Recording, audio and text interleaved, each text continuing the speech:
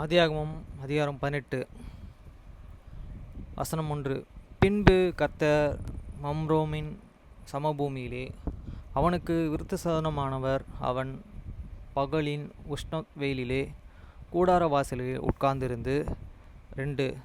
தன் கண்களை ஏறெடுத்து பார்க்கும் பொழுது, இதோ 3 புருஷர்கள் அவனுக்கு எதிராக நின்றார்கள்.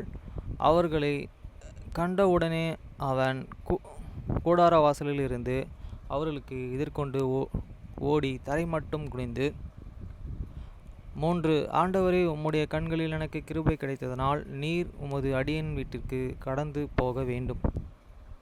4. கொஞ்சம் தண்ணீர் கொண்டு வரட்டும், உங்கள் கால்களில் கழுவ மரத்தடியில் சாய்ந்து கொண்டிருங்கள்.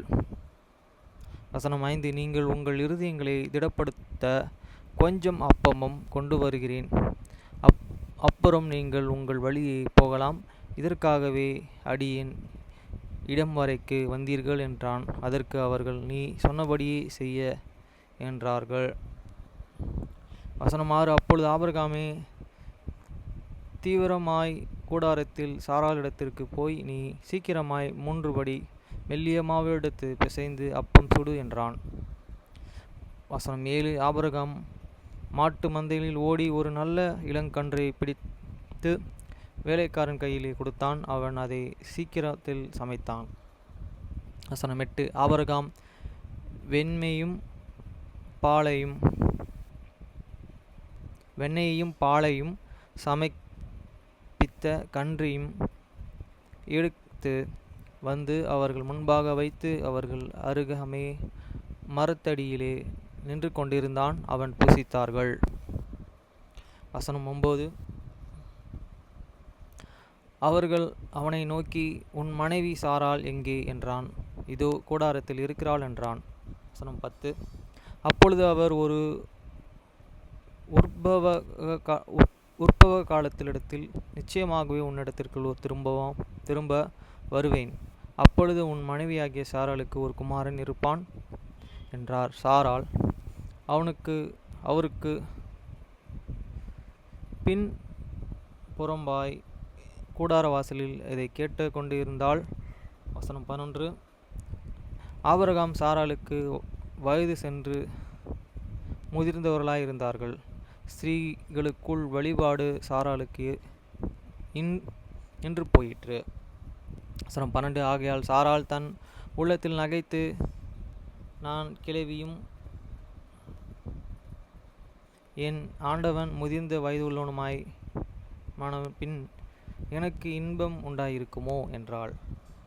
13. அப்பொழுது கர்த்தர் ஆபிரகாமை நோக்கி, சாராள் நகைத்து, நான் கிழவியுமாயிருக்க பிள்ளை பெறுவது மெய்யா என்று சொல்வேன் என்ன? 14. கர்த்தரால் ஆகாத காரியம் உண்டோ? உற்பவ காலத்திட்டத்தில் உன்னிடத்திற்கு திரும்ப வருவேன். அப்பொழுது சாராளுக்கு ஒரு குமாரன் இருப்பான் என்றார். 15. சாராள் பயந்து, நான் நகைக்கவில்லை என்று மறுத்தாள். அதற்கு அவர், இல்லை, நீ நகைத்தாய் என்றார். 16. பின்பு அந்த புருஷர் எழுந்து அவ்விடம் விட்டு சோதோம் நோக்கி போனார்கள். ஆபிரகாம் அவர்களுடனே கூட போய் வழியை விட்டு அனுப்பினான். 17. அப்பொழுது கர்த்தர் ஆபிரகாம் பெரிய பலத்த ஜாதியாவதினாலும் அவனுக்குள் பூமியிலுள்ள சகல ஜாதிகளும் ஆசீர்வதிக்கப்படுவதனாலும் நான் செய்ய போகிறதை ஆபிரகாமுக்கு மறைப்பேனோ? 19. கர்த்தர் ஆபிரகாமுக்கு சொன்னதை நிறைவேறும்படியாய் அவன் தன் பிள்ளைகளுக்கும் தனக்கு பின்வரும் தன் வீட்டாருக்கும், நீங்கள் நீதியையும் நியாயத்தையும் செய்து கர்த்தருடைய வழியை காத்து நடவுங்கள் என்று கட்டளையிடுவான் என்பதை அறிந்திருக்கிறேன் என்றார். 20. கர்த்தர் சோதோமை குமாராவையும் கூக்குரல் பெரிதாயிருப்பதனால் அவர்களின் பாவம் மிகவும் கொடியதாயிருப்பதனாலும். 21. நான் இறங்கி போய் என்னிடத்தில் எட்டின அதன் கூக்குரலின்படியே அவர்கள் செய்திருக்கிறவர்களை இல்லையா என்று பார்த்து அறிவேன் என்றார். 22. அப்பொழுது அந்த புருஷர்கள் அவ்விடம் விட்டு சோதோமை நோக்கி போனார்கள். ஆபிரகாமோ பின் கர்த்தருக்கு முன்பாக நின்று கொண்டிருந்தான். வசனம் 23. அப்பொழுது ஆபிரகாம் சமீபமாய் சேர்ந்து துன்மார்க்கர்களுடனே நீதிமான்களையும் அழிப்பீரோ. வசனம் 24. பட்டணத்துக்குள்ளே ஒரு வேளை 50 நீதிமான்கள் இருப்பார்கள். அதற்குள் இருக்கும் அந்த 50 நீதிமான்கள் நிமித்தம் ரட்சியாமல் அந்த ஸ்தலத்தை அழிப்பீரோ. வசனம் 25. துன்மார்க்கர்களுடன் நீதிமான்களையும் சங்கரிப்பது உமக்கு தூரமாயிருப்பதாக. நீதிமானை துன்மார்க்கரையும் சமமாய் நடப்பிப்பது உமக்கு தூரமாயிருப்பதாக. சர்வ லோக நீதிபதியும் நீதி செய்திருப்பவரே என்றான். வசனம் 26. அதற்கு கர்த்தர், நான் சோதோமில் 50 நீதிமான்கள் கண்டால் அவர்கள் நிமித்தம் அந்த ஸ்தலம் முழுவதும் ரட்சிப்பேன் என்றார்.